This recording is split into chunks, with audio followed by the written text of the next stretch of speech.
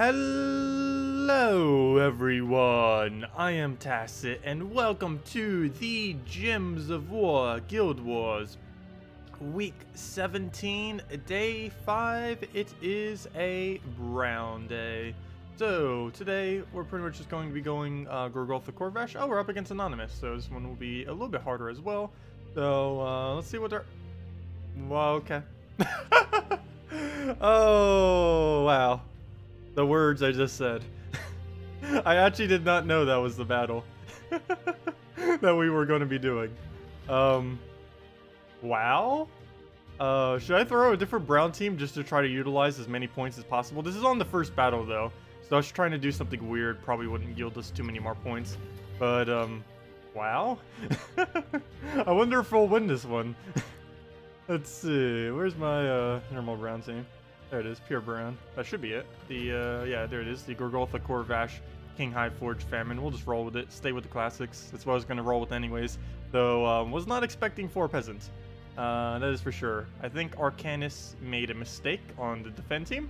That is probably his PvP defense. That is probably not his actual Guild War defense. I would sure hope not. Well then. I know, that defend team is OP. We need to nerf this peasant. Though, in all fairness, peasant should get a buff now that dwarf got a buff, because now he's so much further behind compared to the dwarf. So they should totally buff him up to make him basically the same range as the, or you know, not as strong as a dwarf, not the exact same ability, but you know, the kind of same, like, you know, like make it better. They did it to dwarf. Why not peasant? Might as well make peasant great again. Let's see.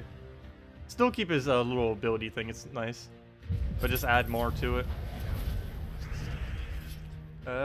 What to move? Guess wow, we were about to get destroyed by peasants. There's nothing good for us to do. Look at that peasant go. Oh, go move that down. And we'll throw a High Forge. Yeah, because we have no mana that we can take. So, well, I guess we can start getting Corvash if nothing else. We can drain his non-existent mana since it's so ridiculously small already to begin with. High Forge? Or do we just keep going from our green? So let's just go for the poke then, I guess. Trying to kill him quickly. That isn't really working out that well now, is it? Who would have known that the peasant would have been the hardest battle? No, it's not hard, it's just... obviously. But he's not going down quick, which is annoying. Let's see... I guess we'll just take a skull. Really now? Can we not get the mana we need? I guess we'll move that down. He can't stop both the 2 colors. So we'll take the red. We'll take the skull. We'll take a brown. There we go. Now we're getting somewhere. Gorgolfa, please get full mana already. How are you not full mana yet? We need you. There we are. Now we're good to go. Okay. Finally. So we can now go and... do we take the skull? No. We throw the Corvash. We'll throw the High Forge. I mean, we throw the Famine and we throw the High Forge. Then we throw the Corvash. And then we throw Gorgolfa into whatever we get from Gorgolfa. And apparently that'd be nothing. Nothing from the Gorgolfa. We get all the nothings. Well, we'll go get Gorgolfa back up, get him from re-mana generation, and go from there. So we'll go for the Gorgolfa there, get our mana back up, and then just kill him out with the little Corvash. So, 4 peasants in Guild Wars. Really now? Let's see what we have for our next battle. Also, hello everyone. Hello, Ajak. Hello, Henny. Hello, Patrick. Hello, JZG. Hello, War. Hello, Amanda. Hello, Patrick. So, we're up against not peasant this time. Who could have guessed? But, yeah, in we go. It's pretty standard kind of Wisp team. Though, then again, it has a Sunbird in it. Sunbird's, not something you normally see within a team like this. Okay, well, we'll take the green. Get a little poke. What else do we need to go take? We need... I see the skull, obviously. It's blinking at us. But we need brown or yellow right about now. I guess we take the yellow into the brown. Both the colors we need. We did not surge the other one. Wait, do we have a -1 on one of our colors here? Or do we have a +1? Something's making the color go weird. Let me double check my banner. I'm pretty sure it's a +1 brown blue if I had to guess that I'm using right now. Which is probably what's making that number weird. Something's making it weird right now. I forgot what the banner is though off the top of my head. I'm moving that so we can try taking yellow, which we can this turn. So we'll take the skull, we'll get the stun. Oh, we got a little bit extra too. Except now we can't take the yellow. So that's the only downside of what just happened. Let's go get our brown, Wolf off and go from there. And I think we're good. Oh yeah, we're definitely good at this point. We'll just go take that. And now we have all the drains that we'll ever need as a option. So we'll throw the High Forge, let him do his thing. Let us take a little poke, which is almost nothing. We'll go and Grugolfa, get our mana back up, at least some of our mana up, and there we go. Actually, all of our mana up, perfect. Exactly what we need. Absolutely everything up. And what do we need to do now? We need Skull. I'll probably just not even worry about. Well, we'll just go for a High Forge for now. Let him Skull. If nothing else, we can just kind of let Corvash do his thing. So we will go for a Corvash and then get ready for the Famine. We'll just go and fill our mana back up. And there we go. Another Gorgolfa, another Corvash too. Perfect. And 2 HP off though from being able to kill with it. Still gonna throw it though. But then again, get a Famine kill. Get that out the way. Get the Corvash in. And there we go. There's the HP poke we need. And that's match. Oh, I was hoping for the Cascade. And now it'll be match. See, we'll go for, I guess, a yellow. And that is match. Is that enough skulls to kill him? 1, 2, 3, 4, 5, 6, 7, 8, 9, 10, 11, 12. Even if... Oh, wait. Then again. Do we risk it? Let me count that. 1, 2, 3, 4, 5, 6, 7, 8, 9, 10, 11, 12, 13. 13. It has to hit 11 of the 13. There we go. We hit all of them. There we go. That works. Kind of goes. On to the next one. Hello, Nautical. Hello, Chris. Hello, Ryan. Welcome all. Suggestions to replace Famine in that team? Famine in this team is replaced with Sylvanie Mora. Sylvanie Mora is what you replace it with. Or any of the green browns, but I think Sylvanie Mora would work out the best, mainly because you get to entangle a Scion with it. Actually, in some battles like this, it might almost just be better using a Sylvanie Mora than a Famine. I'm still going to stick with the Famine, though, because I want to Famine his Famine. Famine the Famine. The best counter to Famine, another Famine. But, yeah, we're going to Famine his Famine.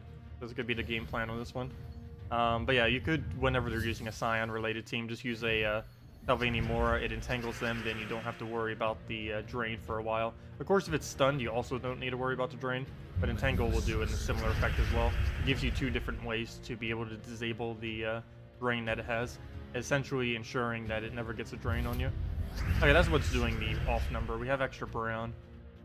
Okay. Oh, we're using the Kraken banner then, aren't we? We're using +2 brown, +1 blue, -1 purple. That's what we're using. Okay, that's why our brown mana keeps going to... Or our mana pool on him keeps going so weird. That's because we're getting a +2 brown whenever we take brown. That makes sense. No sense. No. Well then, that's not good. That is definitely not good. See, if we had a Sylvanie Mora.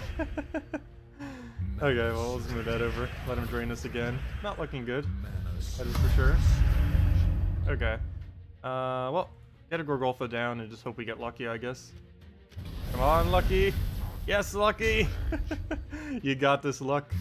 Okay, he's still not stunned on his Scion, though, which is something we do need. Oh, we can take the brown. Will that give us Famine, though? It will if it surges. And there we go, perfect, exactly what we needed. And now we're pretty much just good to go. Famine will not be enough damage. Let me see, 15, 30... 66. No, that is definitely not enough damage. 66 is nowhere near. We could Corvash into it, I guess. That would stun him, so he doesn't drain. Okay. So now we can Famine if we wanted to. Do we do so? I think the answer is yes, so we'll go for that. Get him killed. Then we can just High Forge into Gorgolfa into whatever we get after that. That sounds like a game plan then. So we'll go and throw down the Gorgolfa. Get that down. Didn't get the extra turn, but we can easily just swipe it. throw a High Forge, throw another Gorgolfa, core Vash, and go from there. And hopefully not lose anything of importance. Are you Death Knight class? Yes, you are. I had a feeling you were, but it's not really going to be that big a deal. It's going to be permanently stunned for the rest of the battle, so it's not even going to come into play. Or it shouldn't come into play. For sure hope it won't. Oh, extra turn. Didn't even see that there. Or almost didn't see it there. Throw the core Vash. Get the Gorgolfa down. Oh, no, no, no, no. Stop, stop, stop. Don't think about doing anything yet. Okay, we'll just High Forge into Gorgolfa into kill. Yep, and I forgot to take a turn. And we'll just Gorgolfa that, and that's pretty much the match. We have core Vash, we have Famine, we have every option we would ever need. Here, have the Famine. Don't think it really matters what we end it with, though. Also, hello, Mehmet. Welcome, welcome, welcome. Okay. What did we end up scoring on that one? Let me double check. I haven't even been checking on most of these what we've been scoring. I think that was a little low. But that was mainly because we're getting drained like crazy. We did 1,413, so yeah, we are at a base of about 1,400 per each of these battles, which is a little low, but that still comes out to a little over 7,000 if I'm not mistaken. Let me see, 1,400 times 5. Yeah, it would come out to a very, very small amount, over 7,000. So, yeah, that's pretty much what we're going to score today. It's like 7,100, I think it is. But that's perfectly fine if we don't get a single lose. I'd be perfectly fine with that score. So that is likely what we're going to be scoring. I don't mind as much since we're up against Anonymous, though that first battle was pretty funny. Ooh, Forest Troll triple Kraken. We also can't use anything with immune to Devour, because Kraken, all Devours, I believe, still Devour. So we're just going to have to go down. I mean, all Devours still Devour. Oh, really? I mean, Impervious doesn't protect against Devour. I believe that glitch is still in place. I forget if they switched it yet or fixed it yet. Just in case they haven't, we'll just stick with what we have. Mana Drain it and just make sure it doesn't cast that way instead of using an Impervious in last slot. So, in we go. It's the next battle. And if anyone has any questions or anything, feel free to leave them. What is the worst change of this update? The worst change. The worst addition or the worst change? Because very few things were actually changed. If you're talking about like actual like balance or stuff like that. Are you talking about just like the worst thing in general? Or just the worst change as in something that actually changed? Because very, very few actually changed. If I had to say the worst change overall, if you're referring to actual changes, that would probably be Crimson Bat or Death getting changed. Because Death now has immune to Death Mark, Disease, and Poison instead of 2 times damage against Scold enemies. And now Crimson Bat no longer has that 25% chance in order to be able to do his true damage, which when using him in first slot comes into play quite a bit. So that's quite a bit of a nerf to him as well, indirectly. Oh, trip change? Yeah, probably one of the two. Either Death or the indirect Death nerf, the indirect Crimson Bat nerf, or the indirect White nerf are the 3 biggest changes that really occurred. The absolute biggest, I'd probably have to say, is the Crimson Bat, because out of all 3 of the roles that you normally use all 3 of those for, it ends up impacting a Crimson Bat the most. Because a Death generally wouldn't even use that 2 times skull damage trait. Like, it was a utility that he could use, but he had it, but he never really used it. And as far as White, in some instances he's stronger than he normally is, in some instances he's weaker. The instance that he is stronger is when he's summoned by a Keeper of Souls. He's stronger than he was the previous patch. But now when you use him as just a standard troop, like in early game, that's the only time you ever use him, is in early game. But if you're now using him just as a standard troop, he's now weaker than he was in the previous version. But yeah, Crimson Bat, everything about it is just weaker. It didn't really get any stronger in any way, because it needed that curse trait to work with its final trait synergy. Crimson Bat's still amazing though. That hasn't really changed. It's just slightly weaker now. And out of everything, that's probably the biggest change. So we'll go through a Gorgolfa.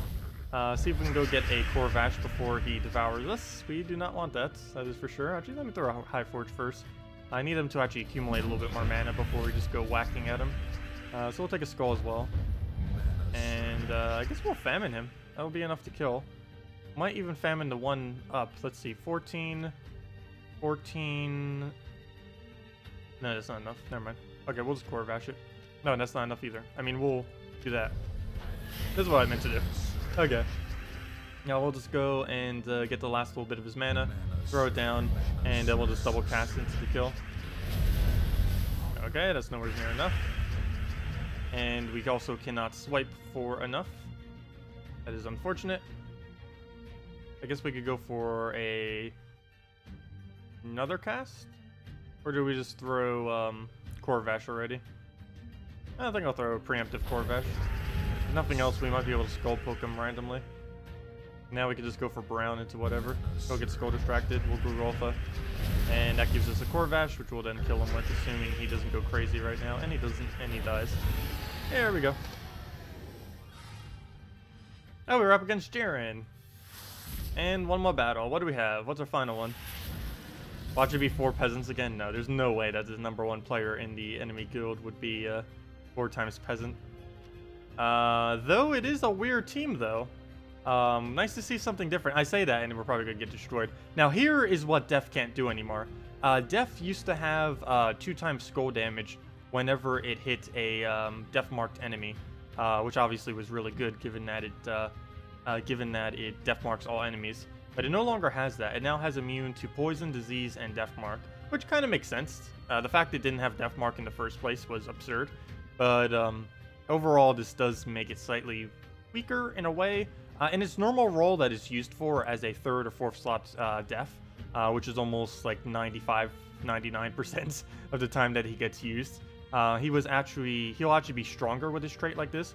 But in a team like this, where he's used with the 4 Horsemen of the Apocalypse, or if he was to try to be used in like a skull-related team, he is no longer able to be used in teams like this, or at least in those kind of slotting anyways. So that's kind of where he got changed.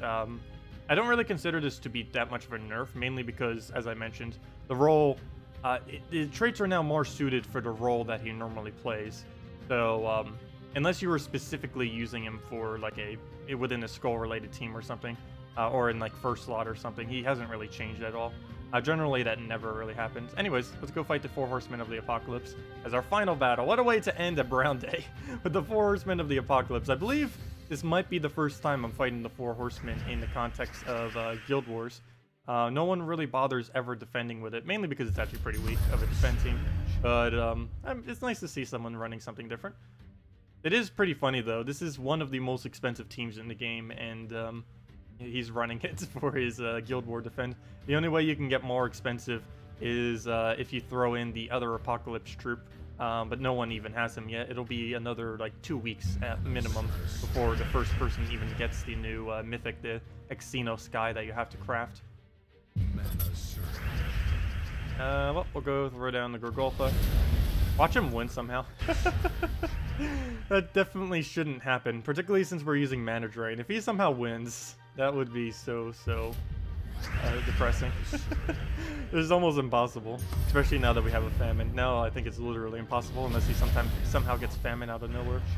Well, what do we throw? I guess we just throw a preemptive famine. No point in doing a core vash right now. You know what? Let's actually throw a High Forge. Let him get a little bit more mana first.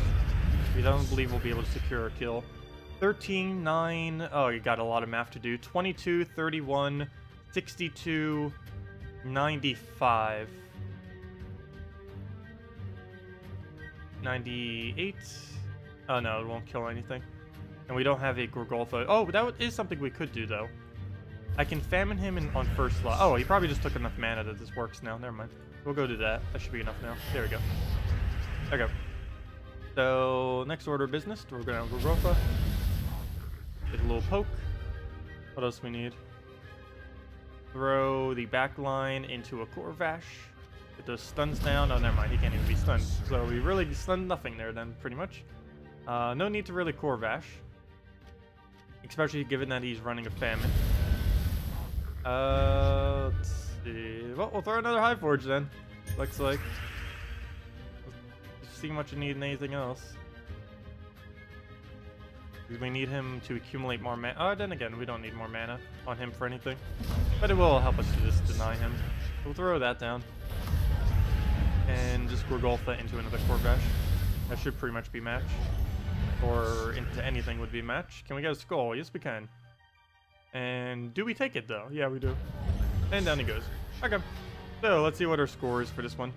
Our total. Let's see, what do I think my total is? 7,200 should be our total, if I had to guess. Let's see, 7,200, go. Ah, I got it. 23 off. Obviously, I wasn't going to say, like, the exact, like, little digit thing. But there we go, 7,200. That was pretty much right on the dot. That's about as close as you can get if you were going to go do 1 by 100. So, yep, 7,223.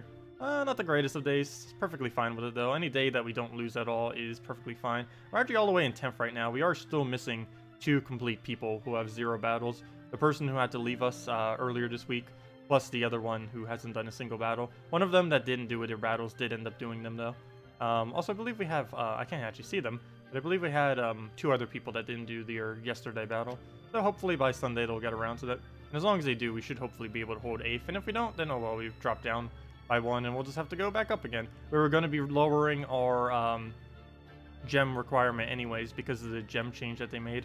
We're going to be basically lowering down. I still need to make that as an announcement too. I said it a couple of times, I mentioned it to the guild a couple of times, but I am going to finally be lowering down from the minimum of max sentinels every single day. We're only going to go up to 4 each of the days now. The main reason being that they nerfed the amount of gems you get per week from tasks by such an amount that it's really not worth ever maxing out sentinels anymore. I don't think any guild, unless you're in like the number 1 or number 2 spots, like 1 or 2, unless you're getting like number 1 or 2 on the leaderboard, getting 1,000 or 1,500 gems per week, not going to be worth it. Let's see. Did you do a video going over the troop changes from this patch? Yes. The one that I did, titled 3.1 changes, goes over every single one. Also, the changelog is posted there as well, if you haven't already seen the changelog. So, that's something as well. But, yeah, it's in that video, the 3.1 changes. I think it's midway through. Actually, it's more towards the end of that video, is when we went over the changes. A little bit of a long video, but we went over literally every change in that video that occurred. Okay, anyways, are there any questions that you guys have? Anything you want me to go over? That is, of course, Guild Wars for today. Normally, on all these nightly streams, when we don't stream prior, we will be doing our dungeons during this as well. So on a normal day from now on, like tomorrow night, we'd basically right now just go right into dungeons. But of course, we've kind of already done them because we did them earlier from the previous stream. But we'll be doing that normally on these nights as well. Other than that, new troop, of course, coming in on Monday. The most relevant thing to note about this is 2 things. Well, 2 new troops are coming in. 2, double 2. But 2 new troops. It's going to be a Zacian event. It is going to be worth opening event keys because a new legend is coming into the event key drop hole. We're going to be going over all that tomorrow night once it gets the little official post, just to make sure nothing changes on it. And we'll just go over that information to see exactly what it is. It's definitely going to be 2 goblins. I can almost guarantee that. Still need to get the troop art for that, so I need to ask Salty. Gotta get that troop art from Salty later. But yeah, it should, both of them should be pretty decent. It's also blue-purple, so if any of you need like a Scion traded or anything like that, let me actually go over that real quick. What are all the blue-purples that are going to be viable to trait on Monday? I forget if Necia uses it, but yes, she would be one. Aberrath you skip because it basically never gets used, same as Alkalite. Let's see. Critherdix is useless. I forget if Def uses it, but it is optional for Def, not a high priority. So far, out of everything so far, Amnesia is about the only thing that would even remotely be traded, if it even uses it, I forget. Dragonian Monk is a no. What else is there? Blue-purple. Blue-purple. Where are you? Lady Ornarial, I'd say is a no, but if you're using it a lot, maybe. It's just she's really expensive to trait because she's an epic. Orthani's Will is a no. Though it is worth noting that he does have that Undying trait now, though that doesn't really help him too much. Night Hag is one of the most useless troops in the game. I forget if Fairish Ra uses it, but if he does, you could definitely get them if you have a Fairish Ra. Maybe even store some. This is the main thing you'd actually put your traits to if you happen to have one. Even if you don't, you'd probably save some for it. Fully traded Scion is one of the strongest things in the entire game right now. It is very, very, very, very annoying. So yeah, that's really strong. Queen Mab, fully traded Queen Mab. That's probably the biggest two that you'd actually put it towards. Fully traded Scion and fully traded Queen Mab are the key blue-purple troops that you'd really want to go out and get for yourself. And other than that, most of them are pretty much just scraps or very situational troops that you would never really use in a normal team. So yeah, as far as blue-purple, those are the only two. For the most part, Scion and Queen Mab are your two biggest priorities when going through all of them. You're not useful at all. So yeah, those are the only two. Well, let's go do a couple of PvP battles. Let's mess around, destroy these things. What were we using earlier? Probably Guard's Avatar, if I had to guess. We were definitely doing pretty decent with that earlier. The main thing that comes from is the amount of damage you end up getting from the every single cast that you do. Because if you have him fully traded, you end up stacking additional damage every single time that he ends up getting the, or anyone on your team ends up getting the cast off. And this, of course, can add up quite a bit over time. Now let's just move that. Wow, really interesting cascade, though we do give it a little bit of mana. Do we have an alchemist cast? Yes, we do. We can go through that on the green right there. Do we have a mercy? No, we do not. But we do have a skull into that, and then we can throw a guard's avatar. We do use quite a bit of brown, so if we could somehow, I would want to kill that. This would Hellcat would have to hit first slot in order to be able to do that, or we would have to get a random skull. Either of the two options would be enough to be able to get it down. Apparently, we will not be able to do that, though. So we'll just go and throw that over. And do we have alignment for anything useful? I guess we can just get rid of the blue then. Hit that. Maybe take the yellow again if we need. There's a skull just sitting there. That would be enough to kill, but at this point we might as well just throw the guard's avatar for the value that we would get out of that. Is there a drop anywhere that we can go do? I'll just swipe it, sure. And we still don't have a drop. Stuff like that's what I'm looking for. There it is. There's one. Okay, so we'll clear that out, but that was kind of not really needed, but it was sitting there, so might as well take it. Don't see why not. And Hellcat, do you have any good alignments? No. Alchemist, do you have any good alignments? No. Does anything have good alignments? No. Okay, we'll just throw a mercy. Obviously, we'll do nothing, but this is just for the purpose of setting up our following turn, so that we can do something like that. Throw a Hellcat down. Yes, throw a Hellcat down. And that's definitely enough to team wipe him right there. Way more than enough. Never mind. It's 1 Really? Really? Okay. Doesn't matter what we hit. The 1 damage. Are shards from dungeons only used to make the jewels? Yes. They're only used to make jewels. More specifically, they're pretty much only used to make diamonds. Mainly because if you take the value of every single one of the jewels, the only one that is really worth anything is indeed the diamond. There's be very, very few instances of any other use that you would use those for. But yeah, these jewel or these shards right here, these are used to make any of the 7 items. You do them underneath this section, but that's the only thing they are ever used for, from what I can tell, is for these 7, and maybe if they make a new resource in, eventually in the near future. But yeah, these diamonds are by far the main thing that you would put all of these towards. If you were to actually go and reinvest these into something, it would pretty much just go all straight into diamonds. There are very little need as this current moment for any of these other 6 resources, and the biggest majority of the value will come from converting them into diamonds, which you then use to obtain legends and mythic troops over here. Also, probably right as soon as I end this stream, I'm going to start working on that video. We'll probably have it up in the morning before I start the other stream tomorrow. But, yeah. So, we're definitely going to be going over SoForge. We'll be doing that within the next 12-ish hours or so. We should have that up. Basically just going to go over like what you use all those resources for in depth, and what you should craft, just all the optimization for it, the values, data, all the things. Most of it we've already gone over in detail. It's just going to be a compilation of it all in one nice little video. But anyways, guys, I will be heading off for tonight. There's no other questions. We'll have that video, as I mentioned, very soon. Tomorrow morning, or afternoon I should say, we will be doing the Stardew Valley stream as we do every Sunday. We'll be starting that at noon, and we'll be doing that for a couple hours. Other than that, we'll have the standard 8 p.m. Eastern Standard Time stream tomorrow night, same time, 30 minutes prior to now tomorrow. We'll have that, and we'll be going over the new troop and all that numerous stuff. Hello, Jesse. What is that? I have no clue what you're typing.